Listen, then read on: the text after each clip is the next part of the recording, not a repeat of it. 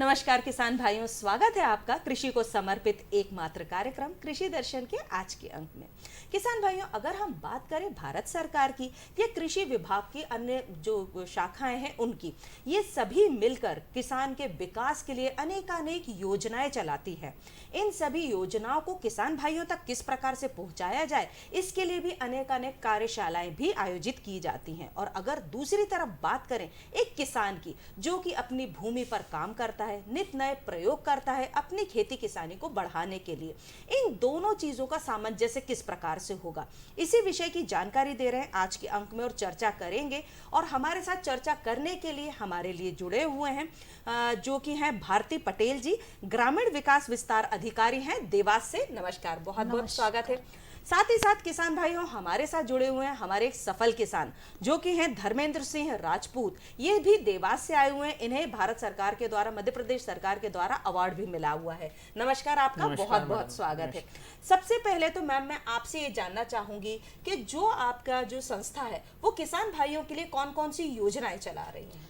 हमारी जो ग्रामीण कृषि विस्तार अधिकारी जो पोस्ट है, उसमें हमारी जो संस्थाएं हैं कृषि विभाग से रिलेटेड, उसमें है अपनी एक तो तिलहन फसल योजना, और उसमें है राष्ट्रीय खाद्य सुरक्षा मिशन योजना है, और राज्य माइक्रो इरिगेशन योजना है, और मिट्टी परीक्षण योजना है, और साथ ही उसमें बायोगैस फर्टिलाइज़र बनाने की योजनाएं हैं। इससे जिसमें राज्य माइक्रो इरिगेशन में इसमें आपको ड्रिप और स्प्रिंकलर से संबंधित जानकारी दी जाएगी, और उसमें आपको अनुदान में आपको ड्रिप इसमें 80% रहेगा आपका अनुदान, और उसमें कृषि लघु सीमांत कृषकों के लिए, सामान्य कृषकों के लिए भी रहेगा, और साथ ही उसमें आपका स्प्रिंकलर सिस्टम भी रहेगा।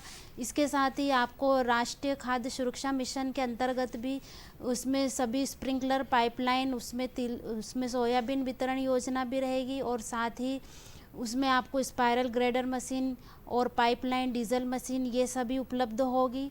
साथ ही इसमें राज्य माइक्रो इरिगेशन में भी जी जी जी, ये जितनी भी योजनाएं हैं, जैसा कि मैडम ने बताया, तो मैं आपसे पूछना चाहूंगी धर्मेंद्र जी, तो ये जो योजनाएं हैं इनकी जानकारी आप तक पहुंचती है, तो क्या आप इन योजनाओं का लाभ लेने के लिए तत्पर रहते हैं?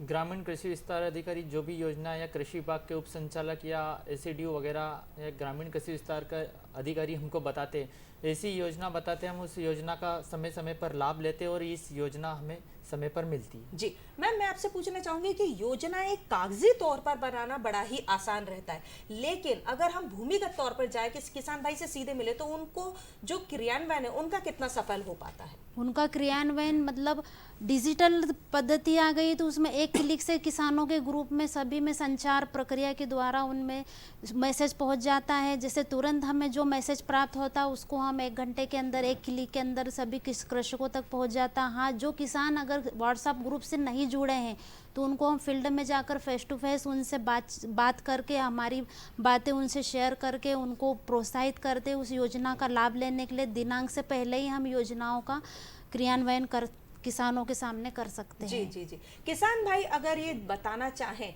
क्योंकि बहुत से रूढ़िवादी हैं जो कि अपने ही काम को करते हैं, तो क्या आप इनकी बात मानते हैं? और जो कि क्योंकि ये आपको भी पता है कि ये आपके फायदे की बात बता रहे हैं, तो क्या आप अपने रूढ़िवादिता अपनाते हैं या फिर इनकी बात मानते हैं? हम ग्रामीण कृषि विस्तार अधिकारी या कृषि उप संचालक या केवीके के वैज्ञानिक या साइंटिस्ट की हम बात मानते और इनका कहना मानते, और जो ये कहते हैं वो उनका हम कहना मानते। और ये एक सोशल मीडिया के तहत, व्हाट्सएप ग्रुप के तहत ये एक मैसेज डालते हैं कि आज बीज उपचार करना है, मिट्टी परीक्षण करना है, किसानों को सलाह देना। हम ग्रामीण कृषि विस्तार अधिकारी या कृषि उप संचालक ये केवीके के वैज्ञानिक की हर समय हम बात मानते हैं। जी, आप मानते हैं, लेकिन जो आपके आसपास के, जो आपके भाई बंधु हैं, जो किसान भाई हैं, आपके गांव के, अपने क्षेत्र के, क्या आप उन्हें भी जागरूक करते हैं? हम किसानों को भी जागरूक करते हैं, जिसके बाद हम किसान पाठशाला भी करते हैं और किसान उत्पादन संगठन भी बना रखा हमने, एपीयू किसान ग्रुप के माध्यम से हम किसानों को भी हर बात शेयर करते हैं कि आज आपको मिट्टी परीक्षण करना है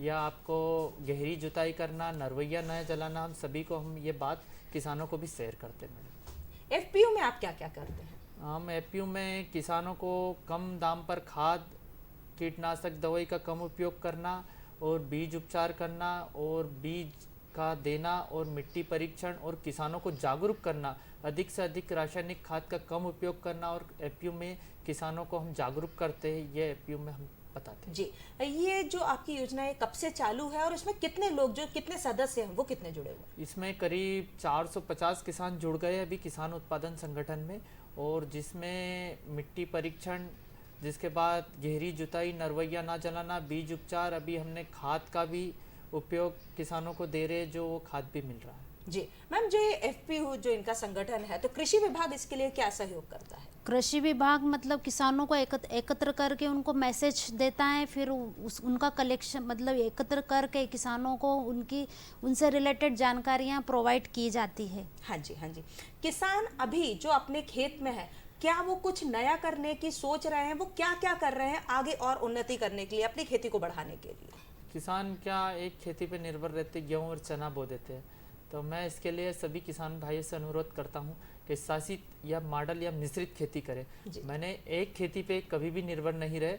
मैंने आप थोड़े थोड़े रकबे में आलू, प्याज, लहसुन, गेहूँ, चना, सभी फसल, धनिया, सभी मिश्रित और मेथी, अधिक सभी फसल का उपयोग कीजिए। जी जी जी, जैसे कि आप सूचना देना चाह रहे हैं, किसान भाइयों को बताना चाह रहे हैं कि मान लीजिए एक छोटे से रकबे से कभी भगवान ना करे कुछ नुकसान हो जाए तो दूसरे से उसकी भरपाई हो सकती है। जी मैडम। जी, आप अपने खेतों में क्या क्या लगाते हैं? मैं आलू, लहसुन, प्याज, गेहूँ, चना, धनिया और गाजर और मेथी, मैं तो मॉडल मिश्रित खेती करता हूँ। जी जी, आप मिश्रित खेती करते हैं। मध्य प्रदेश शासन ने आपको अवार्ड दिया है, तो आपने ऐसा क्या बहुत अच्छा करा जिसे कि हमारी सरकार ने प्रोत्साहन दिया? मैंने मिट्टी परीक्षण, जैविक खेती, जिसके बाद किसानों को अधिक से अधिक रासायनिक खाद का उपयोग नहीं करना, जैसे मैंने प्रचार प्रसार बहुत किया गवर्नमेंट में, और मैंने खेती को लाभ का धंधा बनाने के लिए मैंने बहुत काम किए खेती में। इसके लिए मध्य प्रदेश शासन ने, कलेक्टर और माननीय मुख्यमंत्री जी शिवराज सिंह जी चौहान ने मुझे उज्जैन सिंहस्थ कुंभ मेला और राष्ट्रीय संत अवधेशानंद गिरी ने सम्मानित किया, और केंद्र मंत्री ने भी, और बिट्टन मार्केट भोपाल में भी जैविक अवार्ड मिला है मुझे। चलिए, ये तो बहुत अच्छे, आपको बधाई की बात है। मैम, मैं आपसे जानना चाहूँगी कि जैसे जो आपका जो एक संस्था है वो किसान भाइयों को कैसे बताती, क्योंकि हमारे जो किसान भाई हैं वो नरवाई जलाने से बाज नहीं आते हैं, जबकि हमारे तरफ से भी, आपकी तरफ से भी उन्हें लगातार सूचनाएं दी जाती हैं नरवाई नहीं जलाए, गर्मी में ज़्यादा गहरी जुताई करें। तो आप कैसे उन्हें समझाते हैं और क्या किसान भाई समझते हैं? किसान भाइयों को हम मतलब अगर हम जैसे फील्ड में रहते हैं तो अगर हम उनको देख लेते हैं कि नरवाई जला रहे हैं तो उन्हें हम रुक करके या उनसे चर्चा करते हैं फेस टू फेस कि आप नरवाई न जलाएं, इससे क्या भूमि कड़क बनती है और उर्वरा शक्ति कमज़ोर होती है, जिससे आगामी फसलों में आप अच्छा सा उत्पादन नहीं ले सकते। इसलिए उनको बहुत सजेस्ट करते हैं, जब जाके कुछ किसान मान जाते हैं, कुछ किसान नहीं मानते हैं, पर उनको फिर भी हमको मनाना पड़ता है और फिर उनको उस हिसाब से टैकल करके अब हम खेती से रिलेटेड लाभ हानि बताते हैं, तब जाकर वो मानते हैं, और कुछ कृषक नहीं भी मानते हैं। जी, आप अपने खेतों में क्या करते हैं? क्या आप भी नरवाई जलाते हैं या गहरी जुताई करते हैं? मैं मेरे खेतों में नरवैया नहीं जलाता, मैं रोटावेटर करता हूँ और उसको खाद के रूप में काम लेता हूँ। मैं तो नरवैया जलाने के प्रति, शासन के प्रति, मैं तो पेपर, अखबार या किसानों को व्हाट्सएप ग्रुप के तहत मैं तो नरवैया जलाने ही नहीं देता। कोई किसान नरवैया जलाता तो मैं गाड़ी रोक के या किसान के खेत पे जाता हूँ, भैया क्यों जलाते, आपकी मिट्टी कोयला हो रही, जैसे आप ईंट पकाते ऐसे आपकी भूमि पूरी जल जाती है, आग उड़ती, पर्यावरण भी नष्ट होता, पेड़ पौधे भी जलते और आग कितनी खतरनाक रहती। मैं तो नरवैया के खिलाफ ही रहता हूँ, हमेशा ना नरवैया जलाने देता हूँ। जी मैं जी तो जी। नरवैया आप गहरी जुताई करते हैं अपने खेतों में? मेरे खेतों में गहरी जुताई करता हूँ हर 3 साल। उसके लाभ बताएंगे आप हमारे किसान भाइयों को? उसके लाभ ये, उसमें जैसे बारिश होती है, गहरी जुताई से कीट का प्रकोप कम होता अपने खेतों में, जिसके बाद पानी का संचय अच्छा होता खेतों में, अपनी जमीन में, और जिसके बाद उत्पादन अच्छा निकलता। गहरी जुताई से ये फायदा, कीट प्रकोप कम होता, जिससे अनाज अच्छा उत्पन्न होता है, और जिसके बाद कीटनाशक का बहुत ही कम उपयोग होता है। गहरी जुताई करने से बहुत ही फायदे हैं। जी मैम, जो कृषि विकास केंद्र है, जो संस्था है, आप मुझे ये बताएं कि किसान भाइयों को जो सबसे मूलभूत ज़रूरत होती है वो है उन्नत बीज की, तो क्या आप उन्हें ये सजेस्ट करते हैं कि आप ये वाला बीज लगाएं तो आगे आने वाली जो फसल है वो अच्छी होगी? क्या है उसके लिए कार्यक्रम चलाए जाते हैं? उसमें हम जैसे कृषि में रिलेटेड जो भी योजनाएं आती हैं, तो जैसे उसमें है अपना राष्ट्रीय तिलहन मिशन योजना, उसमें सोयाबीन किसानों को दिया जाता है, जिसमें लघु सीमांत कृषकों को 50% अनुदान पर दिया जाता है, और जो सामान्य कृषक है उनको 75% अनुदान पर उपलब्ध किया जाता है। फिर साथ ही उनको जो भी बीज आता है नई वैरायटी का, उनसे चर्चा करके, उनसे जो भी अनुदान होता है सारी चर्चाएं करके उनको बीज उनको प्रोवाइड किया जाता है, उनको बुलाया जाता है किस तरह से बीज को उपचारित कर कर आपको बोना है, किस तरह से आपको उसका मतलब उसकी दूरी कितनी रखनी है और उसमें क्या खाद, उसमें बीज कितना डालना है, 1 बीघा में कितना बीज डालना है, ये सारी जानकारियाँ उनको देकर हम बीज संस्था के द्वारा उनको दिया जाता है। किसान भाइयों, मेरी चर्चा जारी रहेगी, लेकिन अभी रुकते हैं एक छोटे से ब्रेक के लिए।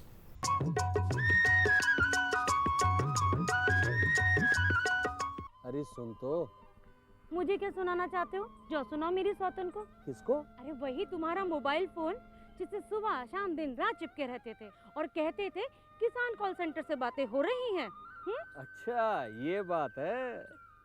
हाँ, क्यों? क्या हुआ? अब बात नहीं होती क्या? अब तो झट से बात हो जाती है। संबंधी समस्याओं का अपनी भाषा में तुरंत हल पाने के लिए पूरे भारत में किसी भी फोन से हेल्पलाइन नंबर पर संपर्क करें। किसानों का दोस्त किसान कॉल सेंटर।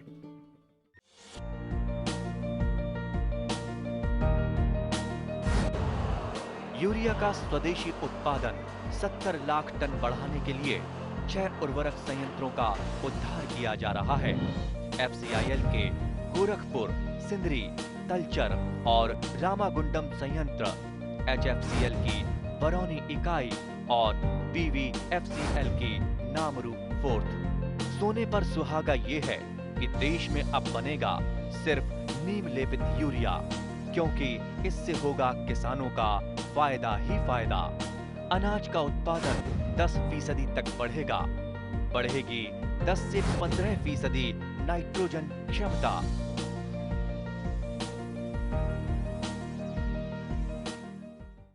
किसान भाइयों, ब्रेक के बाद आपका एक बार फिर से बहुत बहुत स्वागत है। आज की तारीख में हम चर्चा कर रहे हैं कि किस प्रकार से जो किसान विभाग है और किसान एक दूसरे में आपस में सामंजस्य किस प्रकार से स्थापित करें, एक दोनों आपस में लाभ किस प्रकार से ले पाएं।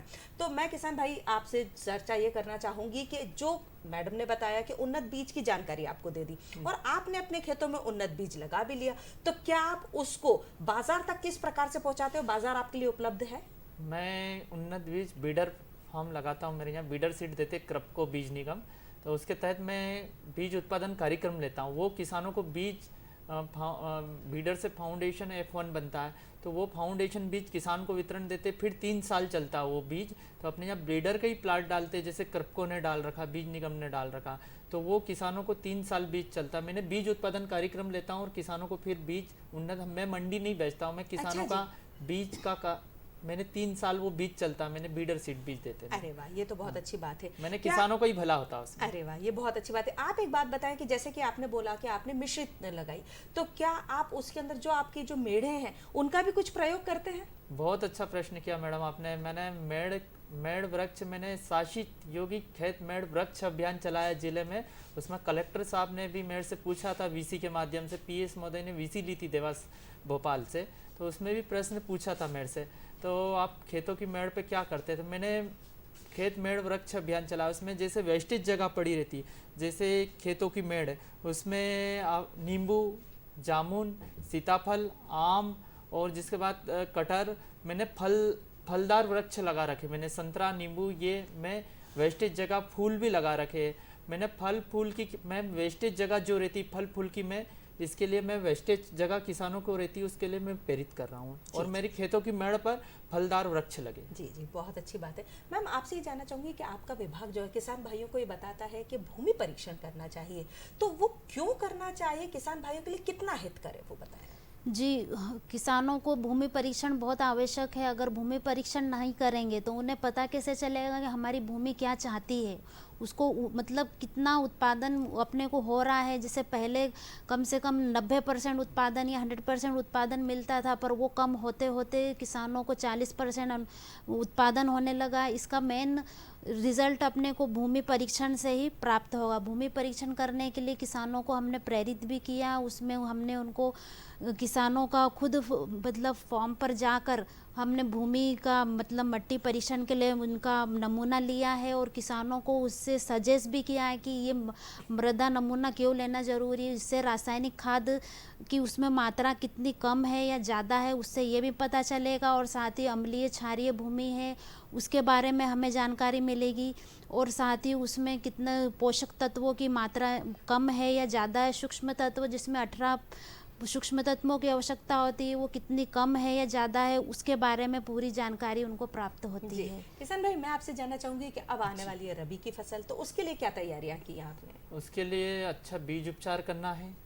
अच्छा बीज का उपयोग करना है, खाद का समय पे ध्यान रखना, अच्छी जुताई वगैरह करना है, जिसके बाद अच्छा उन्नत प्रमाणित बीडर सीड बीज का हमें इस्तेमाल करना है। जी, आप उन्नत कृषि यंत्रों का भी उपयोग मिल करते हैं? हाँ, करते हैं ना मैडम। जी जी जी। हाँ। तो ये आप जो खुद करते हैं, तो इसका जो आपके, मान लीजिए कि आपके पड़ोस के किसान भाई के पास नहीं है, तो क्या आप लोग साझा भी करते हैं अपनी मशीनों को? मैं किसानों को साझा भी करता हूँ, जिसके बाद उनको समझाता भी हूँ कि आपके पास ये यंत्र नहीं तो आप कृषि अभियांत्रिकी कस्टम हायरिंग केंद्र से ये यंत्र रेजबेड पद्धति, जैसे अभी किसान क्या फ्लैट पे बो देते हैं, तो रेजबेड पद्धति करने से क्या उत्पादन अच्छा होता, पानी भी कम लगता और जिसके बाद बहुत खेती में फायदा होता है, उससे खरपतवार नाशक भी नहीं उगते, जिसके बाद उत्पादन भी बहुत बढ़िया होता है रेजबेड पद्धति करने चलिए, ये तो बहुत अच्छी बात है। जी, आप हमारे स्टूडियो में आए और हमारे किसान भाइयों को इतनी अच्छी जानकारी दी, उसके लिए आप दोनों का बहुत बहुत धन्यवाद। नमस्कार मैम। नमस्कार जी किसान भाई। किसान भाइयों, अब समय हो चला है कि हम जानते हैं खबरें खेती की।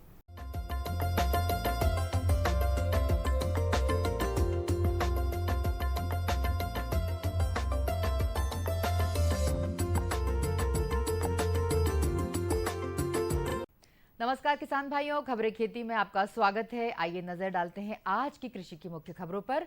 कृषि में मॉडल बनेगा प्रदेश, साथ ही परियोजना, हरा सोयाबीन विकसित, महिला किसान बनी मिसाल और इसबगोल की खेती में है लाभ। अब खबरें विस्तार से। कृषि में मॉडल बनेगा प्रदेश। केंद्रीय कृषि मंत्री नरेंद्र सिंह तोमर ने कहा कि कृषि के क्षेत्र में मध्य प्रदेश में तेजी से विकसित हो रहा है और एक मॉडल राज्य के रूप में स्थापित हो रहा है मध्य प्रदेश। श्री तोमर भोपाल में आयोजित एक बैठक में बोल रहे थे। उन्होंने कहा कि मध्य प्रदेश कृषि के क्षेत्र में कई प्रांतों से आगे है। श्री तोमर ने बताया कि सबसे ज्यादा परियोजनाओं में ऋण देने की व्यवस्था प्रदेश में हुई है। एग्री इंफ्रास्ट्रक्चर के मामले में भी मध्य प्रदेश अग्रणी राज्य बना है। श्री तोमर ने बताया कि केंद्र सरकार द्वारा शुरू किया गया डिजिटल एग्रीकल्चर मिशन के द्वारा किसानों को भरपूर लाभ मिलेगा। बैठक में मुख्यमंत्री शिवराज सिंह चौहान ने कहा कि हमें किसानों का भरोसा बढ़ाने का प्रयास करना होगा, किसानों को भी इसमें रुचि लेनी होगी। मध्य प्रदेश को किसानों की भागीदारी से मॉडल के रूप में विकसित किया जाएगा।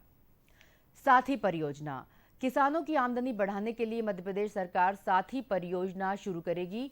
साथी अर्थात sustainable agriculture through holistic integration. शुरुआत से योजना के तहत राज्य के जिलों में बाजार, warehouse, cold storage, grading unit और कृषि उत्पाद प्रसंस्करण इकाइयां स्थापित की जाएंगी। प्रदेश के पंचायत एवं ग्रामीण विकास मंत्री महेंद्र सिंह सिसोदिया ने बताया है कि देश भर में मध्य प्रदेश पहला ऐसा राज्य होगा जहां यह योजना शुरू की जा रही है। योजना के अंतर्गत के समूह बनाए जाएंगे। उत्पादों, भंडारण और प्राथमिक मूल्य संवर्धन का काम पंचायत स्तर पर प्रसंस्करण केंद्र करेंगे। विकासखंड स्तर पर स्थानीय उत्पादों पर आधारित छोटे छोटे उद्योग लगाए जाएंगे। विकासखंड स्तर पर साथी बाजार भी बनाए जाएंगे जो रिटेल आउटलेट होंगे। ये बाजार 4000 वर्ग फीट क्षेत्र में बने होंगे, जिससे किसानों का समय और श्रम बचेगा और आमदनी में भी बढ़ोतरी होगी। हरा सोयाबीन विकसित, दलहन और तिलहन के रूप में इस्तेमाल होने वाला सोयाबीन अब भोजन में हरी सब्जी के रूप में भी शामिल हो सकेगा। यह जानकारी मध्य प्रदेश के कृषि अनुसंधान केंद्र इंदौर के वैज्ञानिकों ने हरी फली वाली सोयाबीन की किस्म को विकसित किया है, जो अब रोजमर्रा के भोजन का हिस्सा बनेगी। श्री पटेल ने कहा कि खेती को लाभ का धंधा बनाने का लक्ष्य पूरा करने में कृषि वैज्ञानिकों का महत्वपूर्ण योगदान है। उन्होंने कहा कि वैज्ञानिकों द्वारा विकसित की गई फसलों की नई नई किस्मों से किसानों को लाभ पहुंच रहा है। महिला किसान बनी मिसाल। कृषि को कभी पुरुष प्रधान वाला क्षेत्र माना समझा जाता था, लेकिन इस मिथक को तोड़ते हुए महिला किसान भी तेजी से आगे बढ़ रही हैं और अपनी काबिलियत भी दिखा रही हैं। ऐसी ही आदिवासी महिला किसान है डिंडोरी जिले की भरवई गांव की सोनकली पट्टा। कृषि के क्षेत्र में किए गए उत्कृष्ट कार्यों के लिए उन्हें कृषक मेलों में सम्मान प्रदान किया गया है। सोनकली कोई सामान्य किसान नहीं है, बल्कि केचुआ खाद इकाई, मिश्रित खेती, अमरबेल प्रबंधन, उन्नत बीजों के प्रयोग सहित उत्कृष्ट खेती के अन्य तरीके की भी उन्हें पूरी जानकारी है। क्षेत्र में सोनकली एक मिसाल बन गई है। लोग उनसे खेती के गुण सीख रहे हैं। पिछले दिनों उन्हें वर्चुअल रूप से आयोजित कार्यक्रम में कृषि विज्ञान केंद्र डिंडोरी में सम्मानित किया गया। सोनकली को कृषि विज्ञान केंद्र डिंडोरी की प्रभारी डॉक्टर गीता सिंह का भी पूरा सहयोग और मार्गदर्शन मिलता रहा है। इसबगोल की खेती में है लाभ। इसबगोल एक ऐसी महत्वपूर्ण आयुर्वेदिक औषधि है जिसका प्रयोग पिछले कुछ समय से तेजी से बढ़ रहा है। हमारा देश इसबगोल का प्रमुख निर्यात देश है।